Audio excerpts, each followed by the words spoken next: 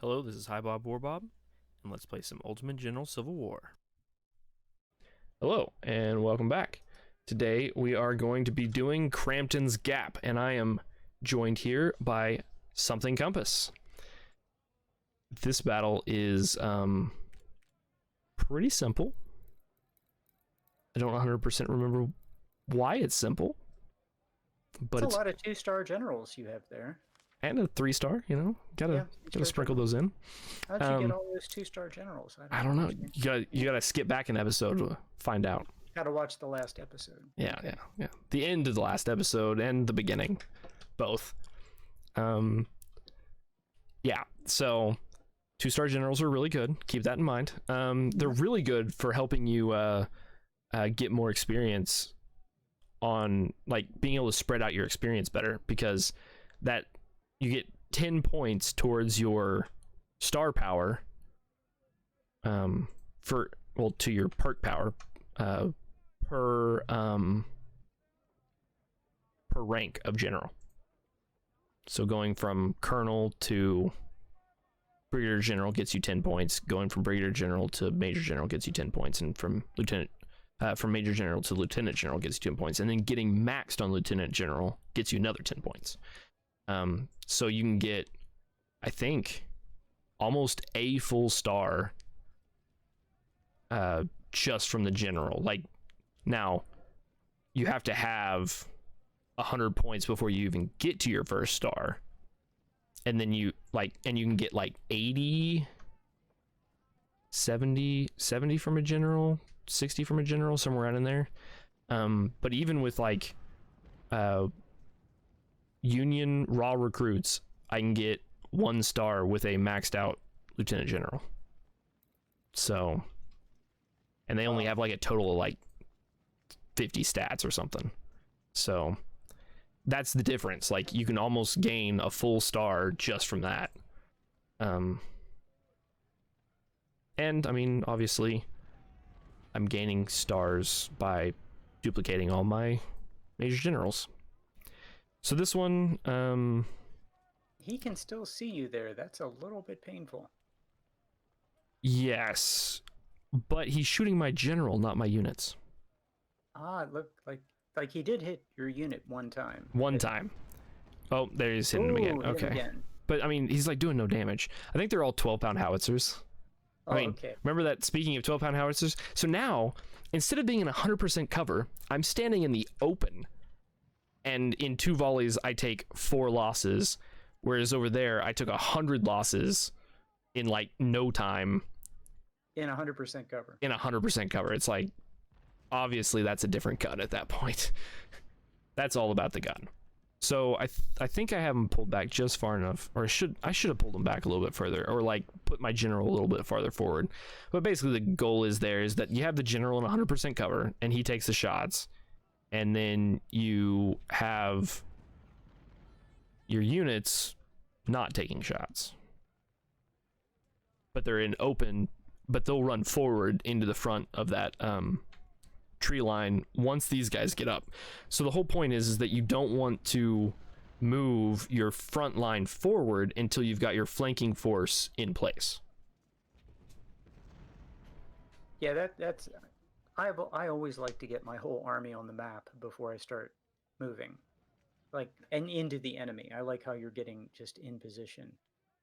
I'm about to have to face his skirmisher here, because he will sit over here. That is an annoying unit. Killing him. I think he has 2 on this map. He has at least 2. One of them is like 1,000 men. I mean, I don't know how big it can actually be, but it's huge. And I think it's even got like snipers or something. It's ridiculous. I don't know. It's probably not actually got snipers. It just feels like it, because he shoots you from like everywhere. He might. I mean, his armory has been unusually low for this campaign. Usually he has better weapons. Like, he's not dropping Tyler Texas's at this point usually. Yeah. So he probably doesn't have things that are very good. So I couldn't find their skirmisher, so I went ahead and backed off a little, so that then I wouldn't be taking shots, because we're still waiting for the last bit of our army to come in. Did finally take one loss on Woods.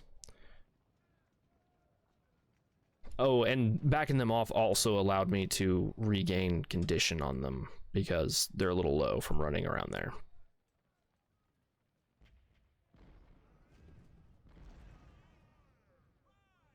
There we go. Get them back far enough. Hopefully they'll be unseen. No, they're still seen. I mean, unfired on, hopefully now, I think. No, they're still firing at them. I don't know. I thought I got them. I thought I did better than that. Obviously, I am falling a little short today. Well, fell a little short on this day.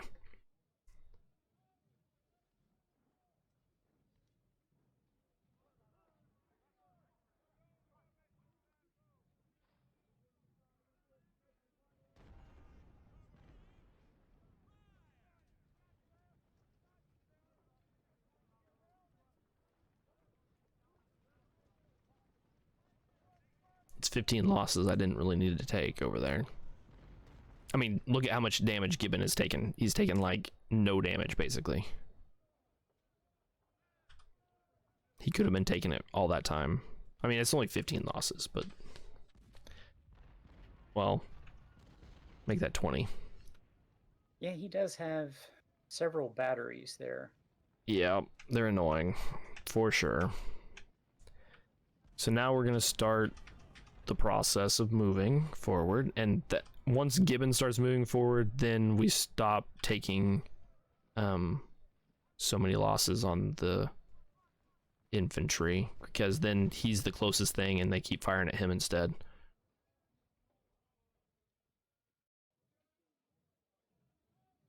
The secret here is you send the unit that's the furthest that way the furthest distance, and the closest unit the closest distance. So then you, because if you move the first unit into the first spot you want a unit in, then you have to worry about the fact that then it just takes that much longer for your furthest unit to get to the furthest spot. I've seen people do that. I've done that myself. Like, and it's a weird habit to try to get out of, because you're thinking like, I need a unit in this spot, let's move a unit there, and then I need a unit here, let's move a unit there, and then like you just kind of work your way around, but you end up taking way longer to get your units in position. Absolutely. So what you want is the leading unit has got to go to the most distant point, because that way you get there faster. Right. You get everybody in position faster. If you do it the other way, where they rotate in and then fill up the position, then it's going to, and even though for the north it feels like you have a lot more time than in the south, you still want to get into position to launch the attack as soon as possible. If nothing else, it means his artillery won't be able to just sit there and pound on you for another half an hour in game or something. I forgot. There's another reason why I have been frustrated with this game. If you notice there, did you notice how I would like click and then it would turn into a click drag? Like halfway through clicking? The clicker on my mouse went out. Ooh. So it would double click, or it would let up a click in the middle of a click. That's at random. And it was driving me bonkers. You're gonna need a new mouse. I already did. I mean, I got a new mouse and I started playing this game again. Yeah. Like the day I got a new mouse. Oh man, maybe that's one of the reasons why South Mountain, whatever that one was not nearly as bad.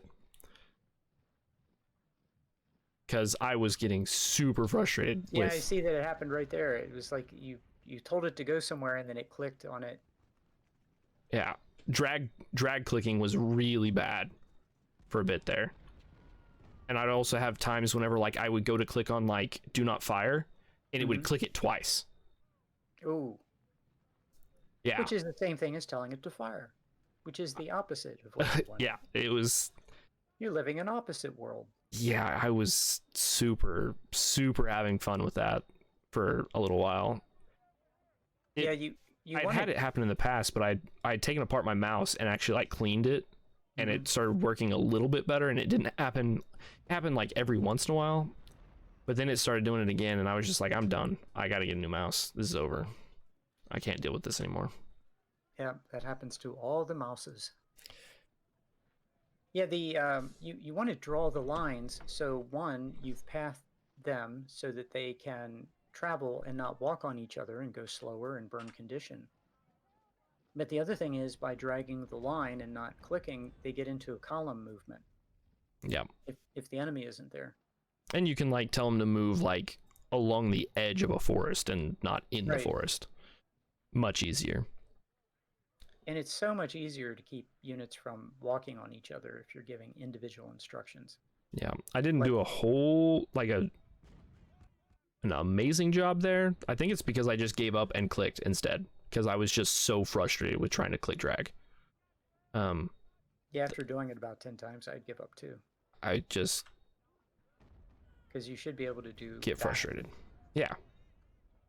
So I'd have to like sit my finger like on my mouse button and like hold it to the floor to make sure that it didn't come up even like a little bit, because it didn't actually have to click to like stop being clicked. It just had to be like up just even a little. I was about to throw my mouse through a wall. Yeah, I wouldn't be able to do that very long. I'd go find something else to do. Yeah. So, I mean, I have to work with this mouse every day for like a living. So it wasn't like this game that made me want to throw it through the wall. It was work that made me want to throw this through the wall. And the fact that, you know, I was in pain for like several weeks and like dealing with this and not being able to put out videos, which I enjoy doing. And like, I was just not a happy camper. So now we can see everything because we took the vision point up there. Yeah, which actually, is if you detach awesome. a skirmisher and have them go up a little faster, it can get there a little faster than everyone else. Then Yeah, I don't have any cannons to shoot at them though. No.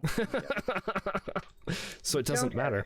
It doesn't really. No, it doesn't. Yeah, if you have cannons, definitely send a skirmisher like up there, like from your first unit, basically, and start shelling both of their cannons as soon as you possibly can,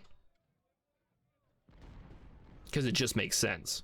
So now the name of the game is pin the enemy in position and get a flank. I don't know if you noticed, but he is already out of ammo. On his yeah, I did. It's hilarious. So he's firing at 1/3 speed, and his units are going to be exhausted. Yep. Perfect. Cannons, they're beautiful. So I decided I wasn't in position yet, I think, so I didn't want to engage quite yet. I want to have my infantry units moving up from the south before I engage, I think, along with having also there's the potential for actually shooting skirmishers without actually being in range of them, because your range is longer than skirmisher range for most skirmisher weapons. Yes, in this particular battle, it's an interesting thing that there's actually a skirmisher or sniper on the Confederate left in the woods where your infantry unit is now. And if he sees you on the Union left, the Confederate right, that unit will move all the way to the other side of the map. And that's what you want him to do so that you can do this maneuver without being stopped.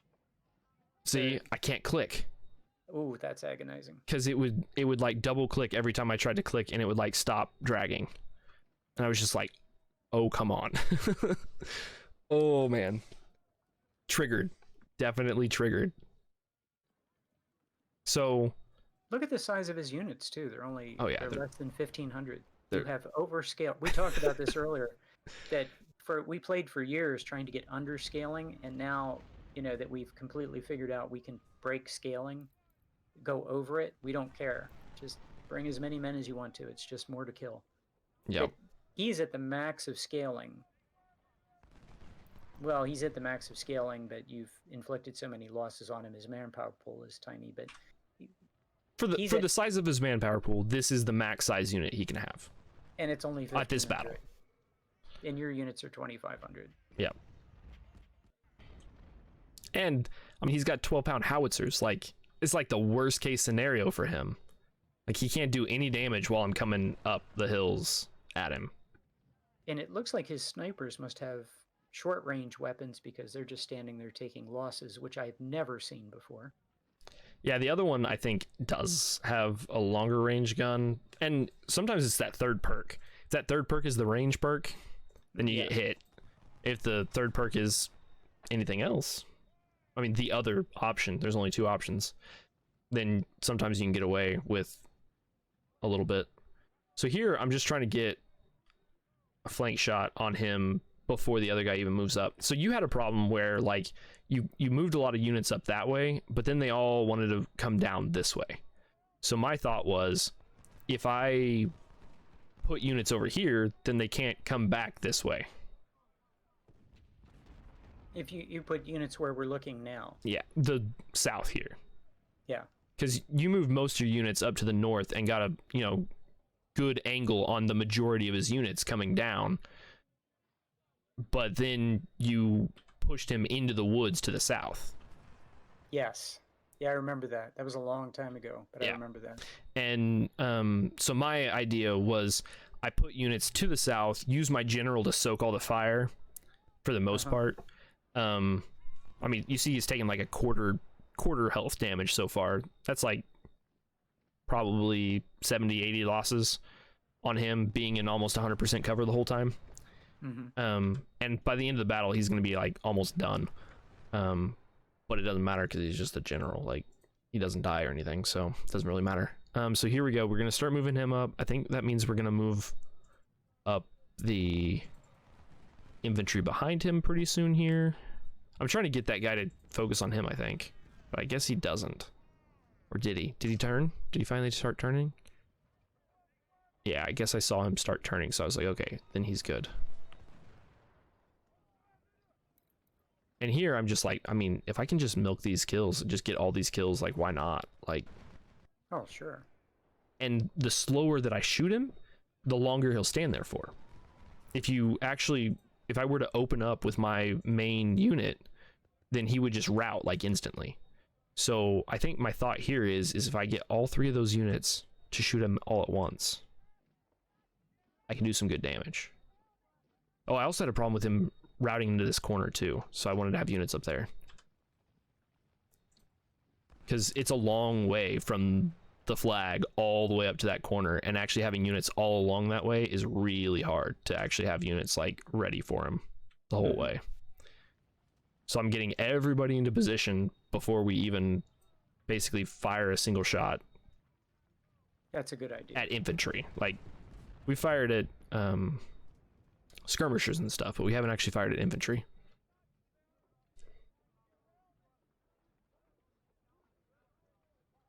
Yeah, because I've had him route to the south and to the right corner, which is all woods, and also the upper left corner, which is, you know, both of them are a bit of a nuisance. So there we go. I don't know if all 3 of them are going to get to shoot at once, but that was the thought process.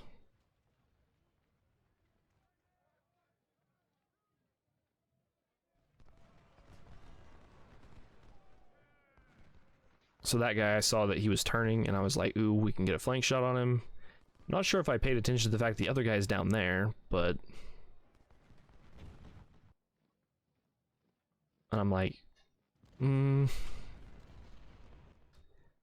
yeah, I'm indecisive, evidently.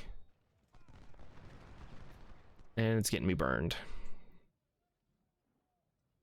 I needed to move forward a little bit sooner, I think, with like Grant to hold the 15th in position.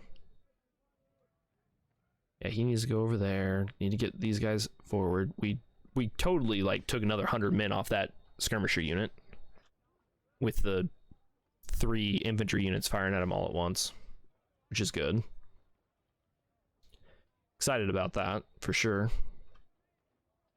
Probably should have had a supply wagon ready to sit on the vision point up there. I think I'm gonna lose it here. I'm not sure though. I think I forget about it. Yeah, I don't have it actually on the vision point. I should have it on the vision point so that whenever that guy moves forward a little bit, that I'll be able to actually keep the vision.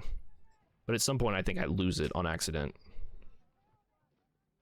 Yeah, the sniper units are way too powerful on legendary, so it feels about right on brigadier general and major general, but they're too overpowered.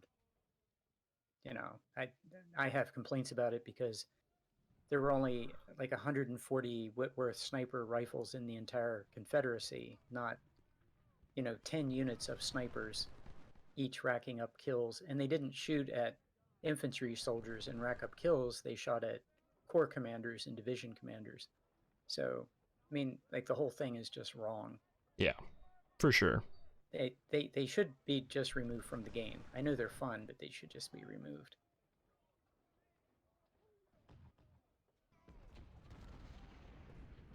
What about like hunters? Should you be able to use hunter rifles?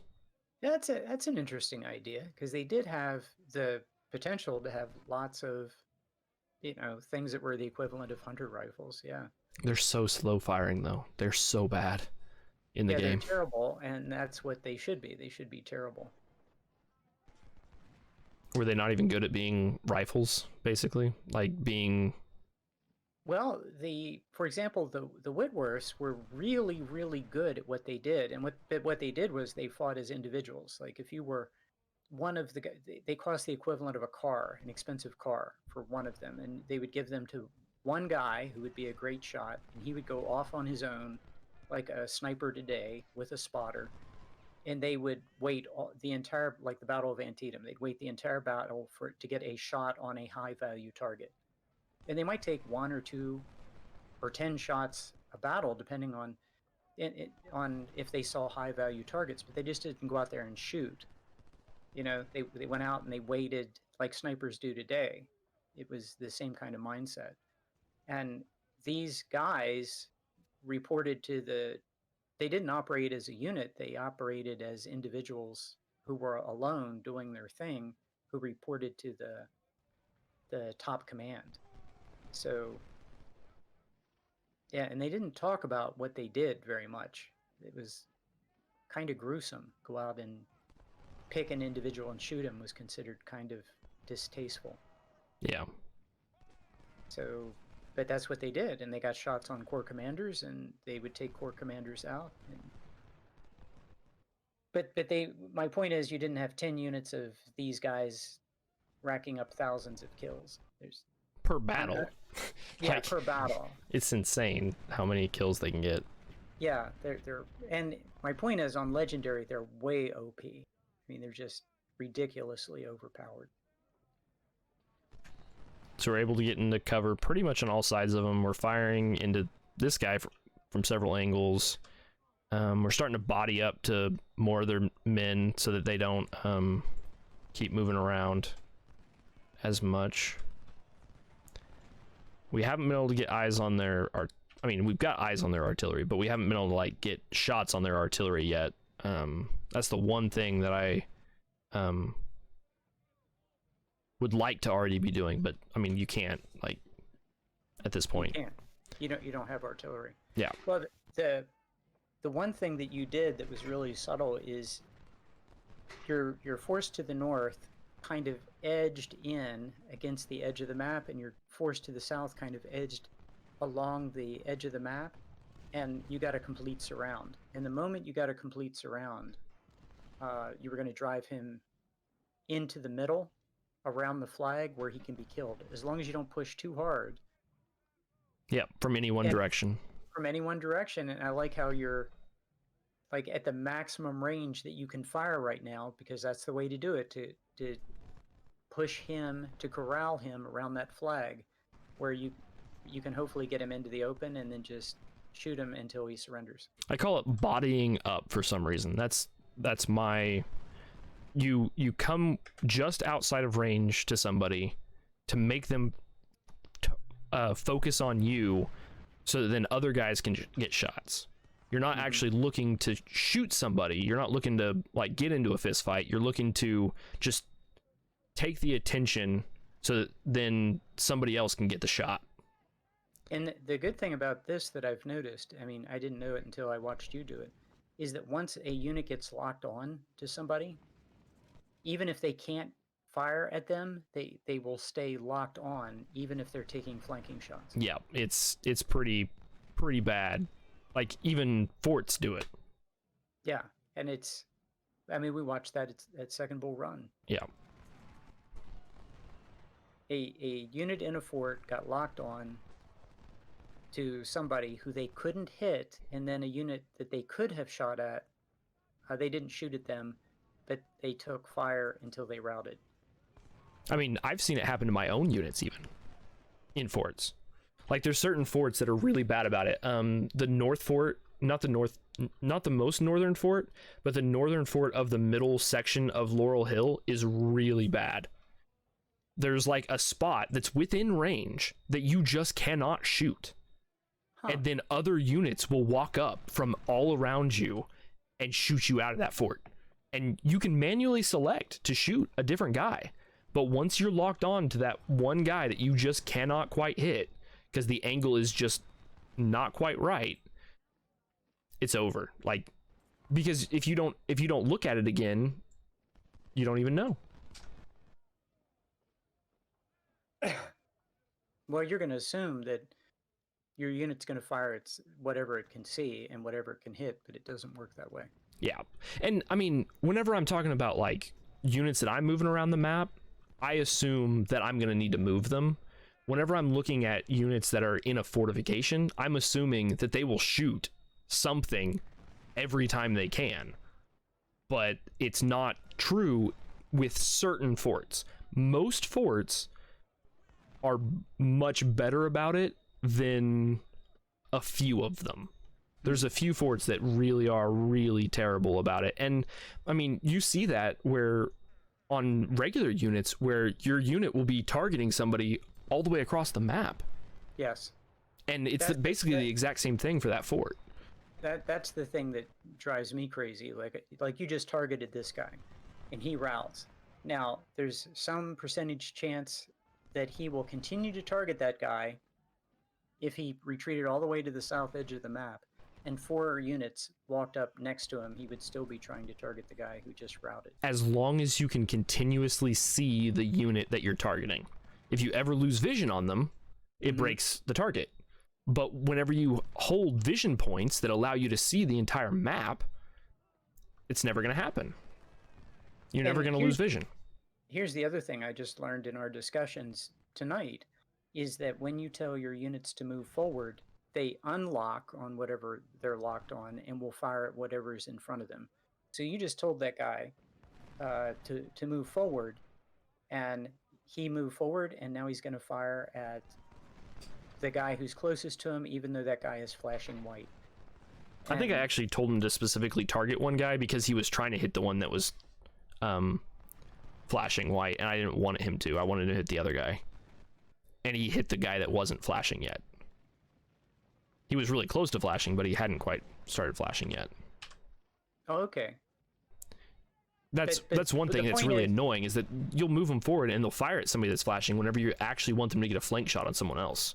So you have to be careful about it. So it's both a benefit and a pain if you don't want it to happen. Like right there, I purposefully am like targeting guys while moving sometimes because I don't want them to fire at the guy that's closest. I want them to fire like into the mass, and it's really hard to get them to move that far forward without either holding fire or giving a specific target that's beyond the range that you want them to technically move, but yet they're gonna move like into cover because that's on the way to that spot to be able to get a shot on that guy, even though they won't be able to shoot that guy once they get into the cover you want. At least you don't have to tell them to hold fire and then tell them to fire again. Well, so you have to like tell them to hold fire, tell them to move, tell them to unhold fire and hold them in place. Instead, you can just give them, like, tell them to target somebody that's in the distance. They will move forward to where you want them to, as long as it's in a straight line. And then you can just tell them to hold position once they get to that spot that you're, like, if you're, especially whenever you're in this situation like this, where you can see pretty much the whole battle that's going on in a pretty close screen. you can just tell them to hold position once they get there. Once you've given all your other orders, then you see them move forward, and then you hold position, and then they'll just start firing. Whereas if you have to give like 10 orders just to get one move done, like it's super annoying. And that's just little things that I've kind of played around with over time to help speed up the fact that I play a little bit at a slow pace. Well, you have to play at a slow pace if you want to get a good result. I mean, there's just no way. Because you have to micromanage units. You have to micromanage fire. And you have to give lots of orders. And consider the way that I played in my legendary campaign where I was moving infantry and artillery simultaneously. That's a lot of orders. It is. The infantry moves forward, and I had 24-pound howitzers. That 24-pound howitzers have to move as soon as the infantry moves to try to keep up, or there's no point in having them. I mean, you have to hit pause, and you have to issue a lot of orders, and there's no way around it. And this is just a tiny battle. I mean, something like 10 units. Second Bull Run, there can be almost 100 units on the map. I mean, yeah. Oh, they're going for the mob rush, but you should capture them because they're shot up, and 2 of them look like they're just skirmishers. They should give up right away. I think 1's a skirmisher and 2 infantry. So yeah, 2 infantry. But yeah, like none of those guys are tired even, so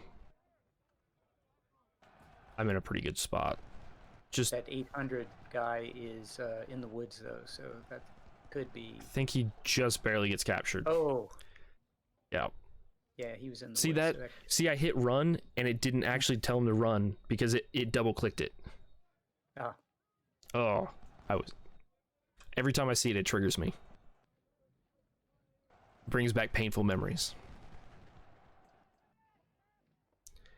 So all his generals are just like, oh, we're just gonna run over here. Okay, go for that. So I'm looking at that one guy like, ooh, Cobb is like looking beautiful right there. Like I want him to just sit there. But I think I have guys firing on his flank and he's about to rout. So I should tell him to hold fire, but I don't think I do.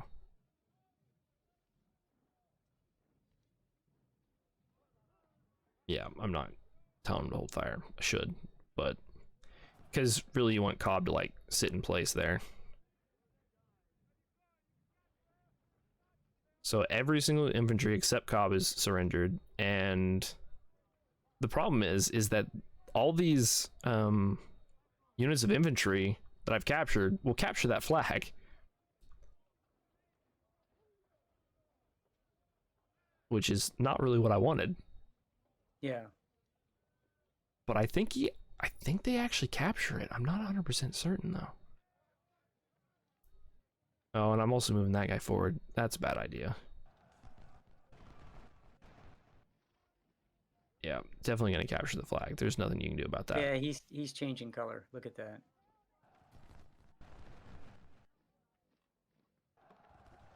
Yeah, so capture the flag. Ah. Well, you're going to kill the artillery. You have 20 minutes. I can't remember how long this battle can go for. Is it a longer one? Possibly, potentially. Crampton's Gap? I don't remember it being a long battle. Till 1930. So there's another, was that 5 hours? 5.5 hours? Yeah. Yeah. That I don't want to lose out on. So the way to do it is to get Cobb to capture it back. Yes. Hopefully. I think I did that at CSA campaign, Cold Harbor. So now everybody's hold fire because you can't shoot them because if you shoot them, they will surrender. Right.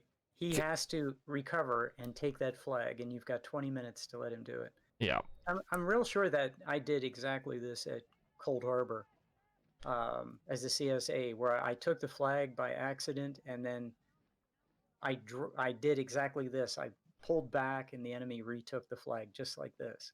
I'm not sure if I actually do or not, but I think I do. I'm not 100%.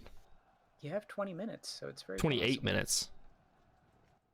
for the contested timer. So it is possible, but at the same time, I think it's actually the cannon that might do it. If the cannon recovers right there, there's a chance. It's turning a little gray. Oh, and their general's coming back. Yeah, he can bring these guys back and retake that flag. Except you're about to Oh, kill I him. killed him. Oh, what am I doing? What am I doing? I would have been trying to kill him the whole time. You just need him to retreat just a little bit. I'm just like, I want the cannon to just get shot a little. No, I let him kill it. Huh. Okay, he's retreating in the right direction. Maybe I just kill him now? I don't know. I'm like, go that way. It's not rocket science. Go that way. No. He's about to retreat to the north edge of the map, so at this point you're probably just going to kill him. I can't remember what happens. I'm thinking maybe he'll march back down? Maybe? I don't think he does, though. I think it ends. You've got 18 minutes. I'd be counting this down. Come on, man, recover. You know what he needs? He needs that general. Yeah, he does. That general would go to him and recover him, and he would march right back to the flag. Probably. I think he ends up just like recovering and then just like standing in place and not doing anything. Now that I think about it. So I'm like, I might as well get all the running I can in. So let's run. Yeah, you're either going to get 2 hours of running or you're going to get 15 minutes. That's 5 hours of running because it's 1930. So that's 5.5 hours of running. Can I get him to charge my general? Trying to bait him. Is what I'm thinking. Yes. No. Denied. See, he needs that general there to give him that extra boost. And he just stands there the entire time. Well, you lost 400 men. And I was like, I lost 400 men. I'm done. Yeah. That was literally my answer. I was just like, 400 men, or I can refight this battle. Nah, I'm done.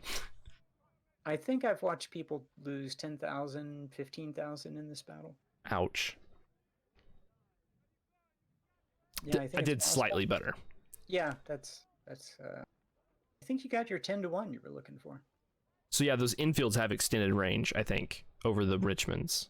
I think infields have one of the longer ranges for the. I did get Harbor's Ferries. Mm-hmm. So I guess this is the one that I got Harbor's Ferries for.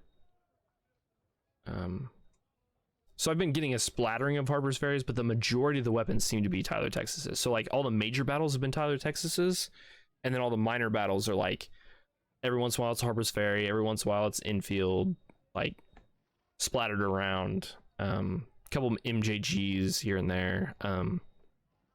That was before mostly, but yeah, I think you're getting bad die rolls. I think it's just the RNG god is just not happy with you. I mean, maybe it's because I've been like rolling too many dice on my side. Been playing with loaded dice too much. So they're like, we should probably do something about this. You know, the game does seem to do that. If you do really well, the game figures out ways to punish you on Legendary. Oh, there's their drill instructors. Up to 74 training. Yep. Tasty. Still was that the armor. general? Was that the general? I don't know, but I think it was like 10 or 15 points. Yeah, if you get the general, that's plus 20. Plus 20 points. But now he's at a point where it's just going to be, it's maxed all out. 3 stars. All the time. Well, it's going to be whatever the battle maxes it out, which is almost all 3 stars. Yeah. I mean, you get to 70, it doesn't matter, because I've taken it to like 80, I think, and it doesn't matter after a certain point. But what you want to go up is the armory, and that's not happening for you for some reason. Of course not. I mean, why would that go up? I don't really care if training goes up. I mean, that's just part of Legendary, but it's going to happen eventually. I like it when armory goes up, though. Yeah, armory is the thing that you're hoping goes up, even though it's going to increase your losses because the enemy's going to have great weapons. But as the North, you can take losses, and you can take all those good captured weapons and put them in your army and just build a monster of a force. Yeah, trounce them for sure. I mean, I'm looking at basically having full lieutenant generals. Let's pause it real quick. There we go. Now we are on the infamous spreadsheet. So we jump back up. I'm glad you turned around the disastrous path you were on and are now back on the path to success. Yeah, 38.8 kill to death ratio. All the way down to 18%, 18 to 1. I cannot believe I know. 300, is that 350? 358 after medicine. That's insane. Yeah. I know I've seen people lose 10,000 in this battle, and you lost 358. Yeah. I mean, it's just waiting for your whole army to get into position and then collapsing on them from all sides at once. I mean, that's really all I'm doing. That's what Longstreet did. He would get all the units into position and then attack. And he would like take his time, get everybody ready to go, and then give the command, and everybody would march forward. And it works. I would bet that at least...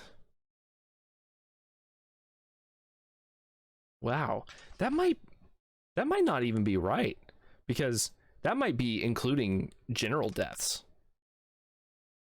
Right? Didn't we figure out that the general deaths is included in that? So I don't know. In battles with really small losses, your general actually can like influence things? I don't know. I'm trying to think. I bet the general... I don't know if the general losses are in there or not. Let's pause the recording real quick, and I will do some math. Okay. So I just did the math, and I counted up all my losses on all my units in the camp screen after the battle. I lost 258 men. So 100 of my losses were just my... Wait, that's a weird thing for it to be exactly 100 less. No, I got them all. 1, 2, 3, 4, 5, 6, 7, 8, 9. 1, 2, 3, 4, 5, 6, 7, 8, 9. Yeah, and one unit didn't lose any men.